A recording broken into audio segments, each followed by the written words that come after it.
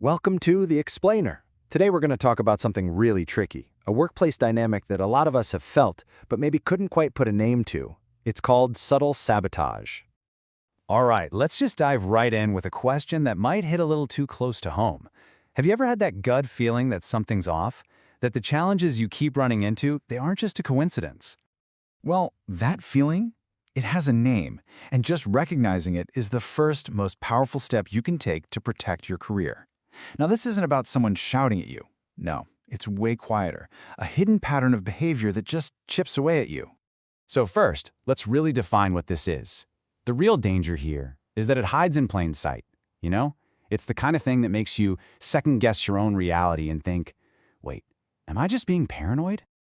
I mean, think about it. Any one of these things on its own, it's easy to brush off. Oh, it was just a mistake. But when it happens again, and then again, that's not a mistake anymore. That's a pattern. And it's a pattern designed to undermine your confidence. This means the absolute most important skill you can have here is spotting these signals before they do real damage. It's all about learning to see the bigger picture, the pattern behind all those individual oops moments. Here's a classic move. You're left off a key email chain. Then, in the big meeting, you get put on the spot about why you're not up to speed. See what happened there? It's designed to make you look incompetent by deliberately withholding what you need to succeed. Or what about this one? This is so demoralizing. You throw out an idea, and you get nothing but crickets. 15 minutes later, your colleague says pretty much the same thing, and suddenly it's brilliant. It doesn't just rob you of credit, it makes you question your own judgment. And this one is just maddening. The goalposts are always moving. The feedback you get is so vague it's useless. It's impossible to feel like you're doing a good job because the definition of a good job is always changing. It's a deliberate way to keep you off balance. So, when you see all these behaviors listed out together like this, the pattern becomes crystal clear, doesn't it? It's that moment of validation where you realize, okay, this isn't just in my head, this is a real strategy.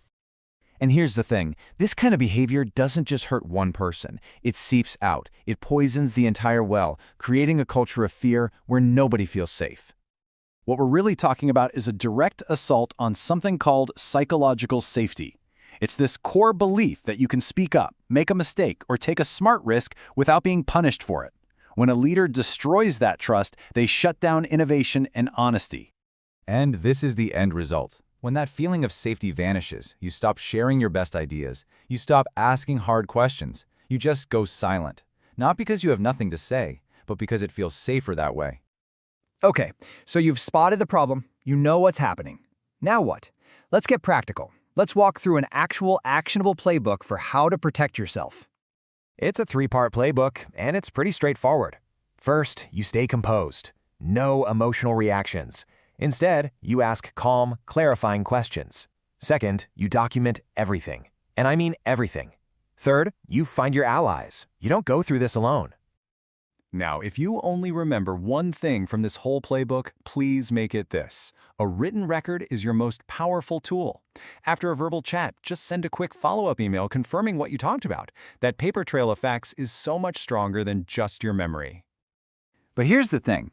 This isn't just about survival. It's about flipping the script. It's about taking a really crummy situation and using it as fuel, as a catalyst for your own growth. Think of this experience as a big, flashing signal. It's telling you it's time to prepare for what's next, whether that's inside your current company or somewhere else. So invest in yourself, get that certification, update your LinkedIn, and critically build your network before you need to use it. Ultimately, this all comes down to a choice. You can choose the victim mindset, where you're focused on how unfair everything is, or you can choose a growth mindset, where you focus on what you can learn and what you can control. That choice determines everything that happens next. And please, remember this. A boss who undermines you does not define your worth. Your skills do. Your network does. The results you deliver do. Don't you ever let one person's bad behavior make you forget your value. So we'll leave you with this final thought. A difficult boss doesn't get to define your career. The real question is, what will? Because the answer to that puts all the power right back in your hands.